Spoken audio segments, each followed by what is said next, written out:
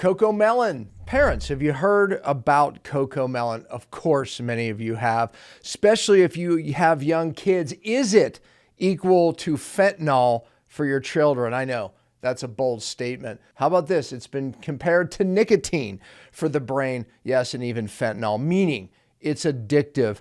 The same strategies they're using in Vegas to grab our attention, pull us into a slot machine, keep us playing, keep us spending the money. The dopamine hits.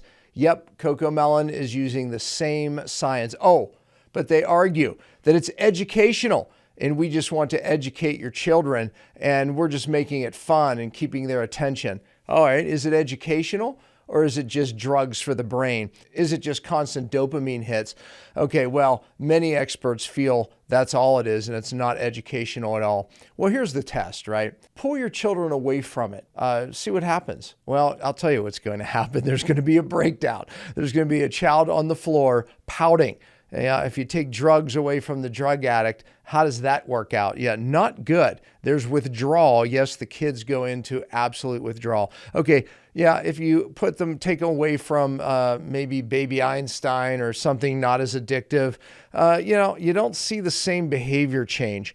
All right, what's the problem with this? Well, look, it affects brain development. That's what the experts say. And by the way, if you don't, just to tell you a little bit of the science, it's 2 to second frame changes. Frame changes, I should say, every 2 to 6 seconds. Bam, bam, that's part of the strategies. Note the colors, the vibrant, flashing colors that even when somebody's talking, they're showing massive color changes and frequency changes, which absolutely leads to the addiction. So it's the overstimulation. Oh, and then the subtitles, yeah, they're not even meant to be read. Again, it's all about the flash. It's all about the scene changes, and it's all about the addiction. No different than, matter of fact, I did a video on Instagram in Vegas, and I was showing all the same strategies that they use there. Cocomelon uses the same strategies. They literally sat children in a room and they noted when they would stop paying attention, right? And boom, they realized every 2 to 6 seconds they had to, stimulate their brain again. But the problem is that it is in fact destroying creativity because all they want to do is be entertained. There's no thought of creativity. So the child just wants the next stimuli, creating ADD behavior and crushing creativity. All right, look, I know gives the parents a break, right? We get a little headspace of our own because when we put them in front of this stuff, we don't hear a peep. I've watched parents put it in front of them at dinner tables and the parents can have dinner, meaning out to dinner, looking over going, oh, no wonder the child's so well behaved because he's in front of Cocomelon, right? So the fact is that parents, I get it. I'm not blaming you. It's if you knew the science around it, you wouldn't do it. And that's why I'm doing this video, and hopefully you do, in fact, share it. So no blame on the parents, honestly. This is a science that captivates our children's attention. That's why it works so well. But what we're not being told is that it affects neurodevelopment and obviously behavior, and it keeps our kids from developing creativity, literally making neurosynapses in the brain. That's what creativity does. That's what thinking does.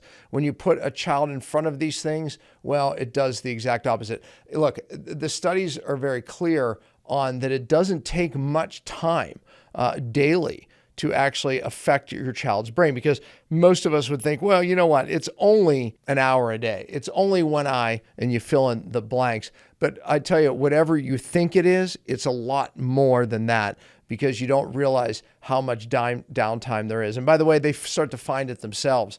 And of course, they pout and ask for it. And the easy solution is just to hand them the iPad or the phone, and their brain loves the dopamine hits. And here's the other part that concerns me. Are we setting the children up for further dopamine, or I should say it this way, for the further desire for more dopamine hits? Is it increasing addiction later in life? Well, I believe the answer to that is yes.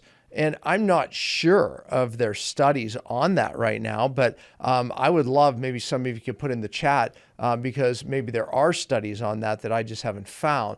But look, it's logical that once we get the dopamine and the desire for it, then of course the child is going to want it in different forms later in life. Yeah, that could mean drug addiction later in life, dopamine hits. That could mean gambling. That could mean porn addiction. And I know it's hard to think of any of those things when your kids are this small, right? So we're not thinking about when they're teenagers, now addicted to porn, the next dopamine hit. And again, I caution when I say that because it sounds like I'm blaming you for an addiction later in life. And as we all know, addictions later in life can be from a lot of other things, a lot of problems, even the wrong friend groups, etc. So I'm not saying that this is causative in nature, but I am going to say that I do believe it increases dramatically the odds that a child later in life will desire these hits, and that can be in the form of drugs, porn, etc., etc. So again, parents, I'm not saying it's your fault. Again, I think we just need to give our kids other choices. Look, I think there are better shows out there that aren't based on this same science of addiction. And by the way, I do want just to read you some things. Okay, so it's the vibrant overstimulation of colors, right? Even the subtitles are too fast for kids actually to follow. And this is right from what the scientists who look at it say. Everything was specifically designed to draw children in. The kids are addicted to the movement, the color, the sounds, not the content. So it is not the content. The content is almost irrelevant here. So it isn't just screen time. Not all screen time is created equal. Cocomelon is far more addictive than other types of shows. So studies show, this is what I wanted to find, 4 to 5 hours of screen time can contribute to children becoming nonverbal. That is a concern. Now, I know many of you are saying, well, thank God, because my kids aren't getting close to that. Maybe an hour, maybe 2 at best. But what they say is it's far more. If a parent said 2 hours, typically it was 2 to 3 times that on the reality. What happens when you go away, the babysitters, etc., or whoever's watching the kids?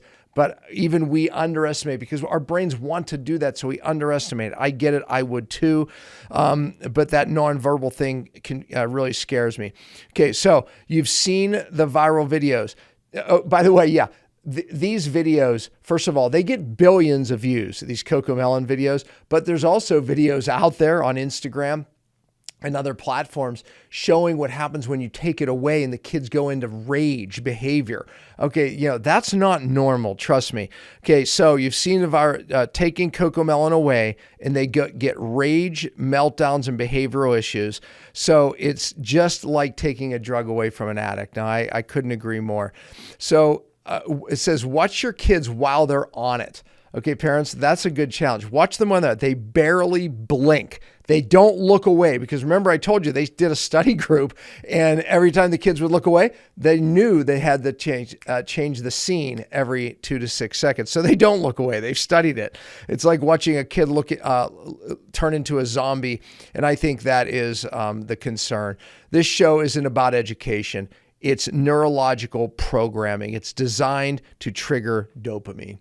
That's it. That's from the experts. Look, I think that should concern all of us. But look, I think that Cocomelon is one example. My kids are grown up now. My youngest is 22. So I'm definitely no expert on the topic of these new shows and which ones are safe, which ones aren't. But I will say there's more shows following in the footsteps of Cocomelon, and the reason why it works. Billions of views per video. So that absolutely is a concern. And look, parents, maybe this is the first time you've heard this. And again, please share the video because most parents don't know, right? So the blame isn't on them. I do blame the company. But once you know, then what are you doing with the information? Okay, you're going to deal with the child who's going to have the tantrum, the rage, etc., but it's worth going through the Cocomelon detox. And I mean it. It's going to be hard. I would bring in an alternative, right? I know that my daughter-in-law uses Baby Einstein, and there's some other ones that aren't following this behavioral trend here, but I would have an alternative to come in as you bring them off of this drug. Comparing it to fentanyl, comparing it to nicotine, maybe that's a little extreme. I don't know. What do you think about that? But the reason they compare it to that is they literally said it's as addictive. And again, I'm no neurobehavioral scientist here, but the fact that they're making that connection, by the way, nicotine is one of the most addictive drugs that many kids end up on today because they need it to focus. So I'm a believer that just social media scrolling is a dopamine hit that we already have challenged our children with in this generation. And therefore, they're reaching for things to try to focus. Kids are now addictive using Adderall, a prescriptive drug, to focus, right? And how does that work out? Ritalin is another one, right? These are Schedule II medications, no different than cocaine, except it lasts a little longer, whereas cocaine gives you a sharper hit, doesn't last a little longer, but it affects the same parts of the brain. It has the same effect on the brain. Kids are reaching for these types of prescription medication. And again, I'm no expert on what's going on in school right now, but evidently these drugs are traded, right? So kids get them as prescriptions and they trade them for other things because kids need them to focus because of what's happening on social media. Look, I would add in that it's the food we're feeding kids. I would add in the level of toxicity that these kids are under like no other generation. And by the way, my son's generation, he was born in 1998. That's my biological oldest. They say that generation is the first generation to not outlive their parents. That's how much chronic diseases are starting in children. Cancer rates going up, right? So neurodevelopmental problems skyrocketing. And again, I think we need to reconsider vaccine schedules. That's being talked about, thank God, right now. I think we need to look at, which is R.F. Kennedy Jr., Bobby Kennedy Jr. is looking at the dyes in the foods. Well, not just looking at it, they're being banned right now, finally, in this country. But beware, parents, because the dyes are still there. Even though the bans are on, it might take a year or so that you have to be cautious. By the way, when you go to Europe, the dyes are very different. They're made from natural things like pomegranate in beet. And I just had someone, my assistant came back from Europe. She ate the Skittles and said it tastes completely different. Of course, they're using the natural dyes. And she said it tasted more natural, frankly, more berry-like, if you will, compared to what we're getting here. Cereals, candies, dyes are in almost every food. The reason I bring up dyes is because one of the things that they do is they create more ADD behavior. They affect kids' neurodevelopment. They affect their brain. And we're up against social media. We're up against the vaccine schedule like it's no other in the world. We're up against other toxins that were in our food and water supply that affect the brain dramatically, by the way. Heavy metal exposures that start in utero that affect the brain and drive a lot of these neurodevelopmental problems. We wonder why autism rates have skyrocketed. It used to be 1 in 30,000, not that many years ago, 1 in 20,000, 1 in 10,000. Today, it's 1 in 31 in some states, even 1 in 12 in California. That should concern you. And yes, the spectrum also includes ADD, ADHD, learning disabilities, and we are 1 in 5 kids with learning disabilities right now. And again, reaching out for stimulants, reaching out for sugar drinks loaded with caffeine to give them temporary focus. And I just did a video saying that 1 sugar drink a day, well, it was 1 or more sugar drinks a day, actually cause male pattern baldness in boys starting in teenagers. I mean, so my point is this: the generation is overloaded. Let's control what we can when we can control it. Cocomelon, these types of addictive shows that are going to lead to these other addictions potentially later, we can control this now, because there becomes a time, parents, you can't control your kids anymore, right? How is it trying to hang on and telling a teenager what to do? It gets a little more difficult. At that point, we're coaching and inspiring, right? We're not drawing solid yellow lines that we can when kids are kids, right? Or when they're infants or, just toddlers.